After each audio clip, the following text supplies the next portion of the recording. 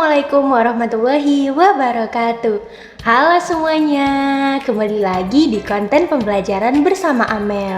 Apa kabar nih teman-teman semua? Semoga sehat selalu ya. Nah teman-teman, di sini Amel ingin mengajak teman-teman semua untuk mempelajari terkait dengan sejarah sastra Indonesia, yang mana materi kita akan dimulai dengan pembedahan angkatan Balai Pustaka atau yang dikenal dengan angkatan 20-an. Salah satu pengarang yang hadir dalam angkatan ini adalah Abdul Muiz. Jadi, ayo kita bedah karya Abdul Muiz yang berjudul Salah Asuhan dengan menggunakan kajian hegemoni kultural. Teman-teman penasaran tidak? Yuk ikutin videonya. Nah, teman-teman di sini sudah tahu belum sih terkait dengan sejarah angkatan Balai Pustaka? Sini, ayo belajar sama-sama.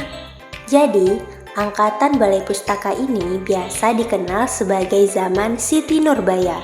Sarwadi pada tahun 2004 halaman 24 mengatakan bahwa nama Balai Pustaka merujuk pada dua pengertian, yaitu sebagai nama penerbit dan sebagai nama angkatan dalam sastra Indonesia. Sebagai penerbit dan angkatan, tentu tidak terlepas dari riwayat pendirian Balai Pustaka itu sendiri. Pada akhir abad ke-19, pemerintah banyak membuka sekolah Bumi Putra dengan tujuan untuk mendidik pegawai rendahan yang dibutuhkan oleh pemerintah Belanda.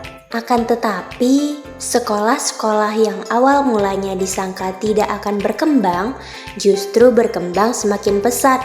Banyak masyarakat yang pandai membaca dan menulis. Melihat minat masyarakat yang pesat dalam hal membaca, maka pemerintah Belanda menjadi khawatir jika rakyat akan membaca buku-buku dari luar negeri.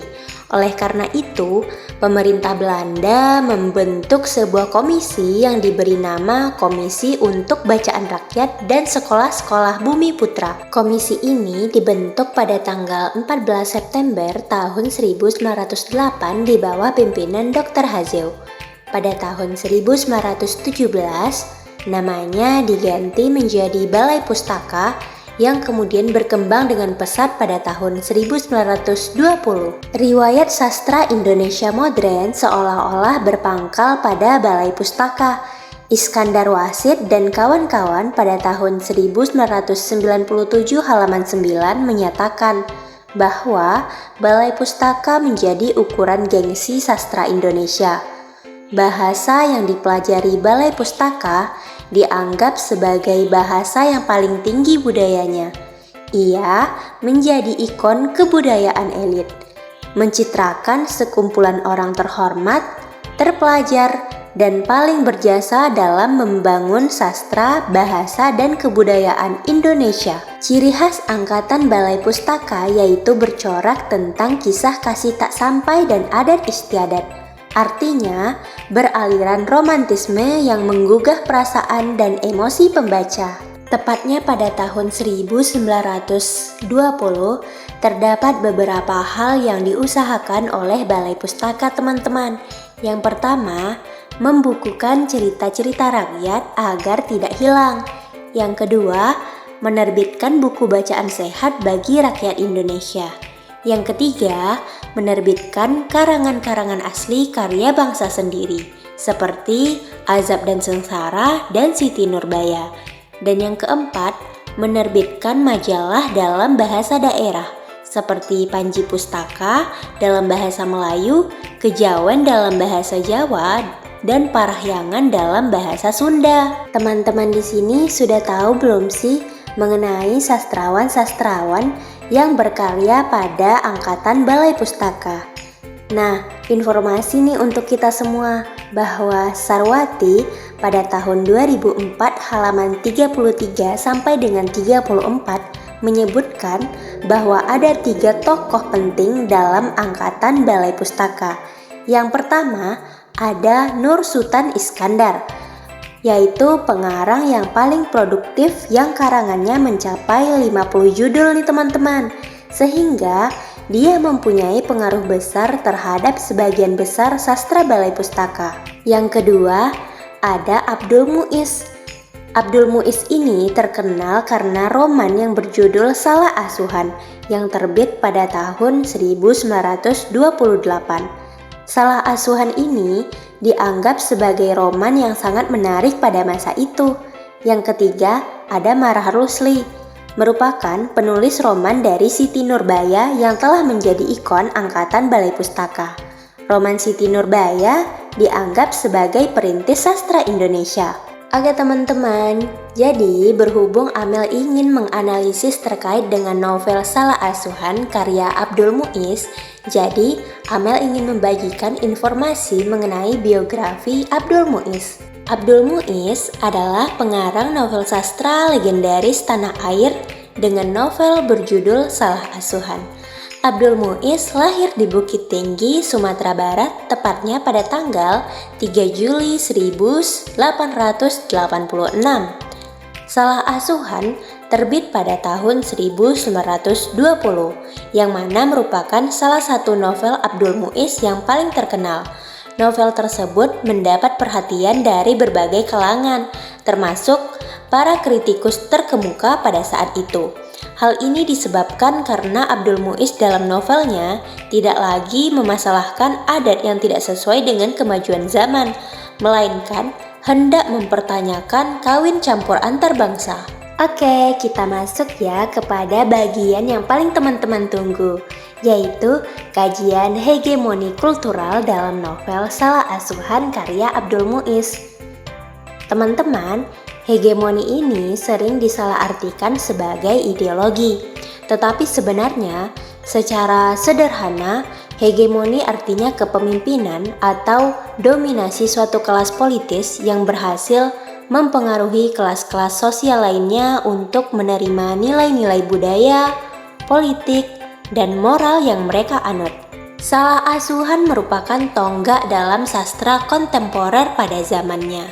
Karyanya mengangkat tema yang kontroversial pada masa itu, yaitu bagaimana seorang Hanafi yang merupakan pribumi kelas rendah di Hindia Belanda bisa mencintai dan menikahi seorang perempuan Belanda yang menghadirkan pertentangan psikologis dan perbedaan keyakinan dalam konteks agama dan tradisi. Konflik-konflik ini membuat Hanafi dianggap menyimpang, dan akhir tragis dalam kehidupan tokoh-tokohnya memberikan nuansa kesedihan yang mendalam pada novel ini. Karya Abdul Muiz ini membahas hubungan antara budaya Barat dan Timur melalui cerita tentang hubungan Qori dan Hanafi yang tidak bisa dipertahankan akibat ketidaksetujuan keluarga mereka.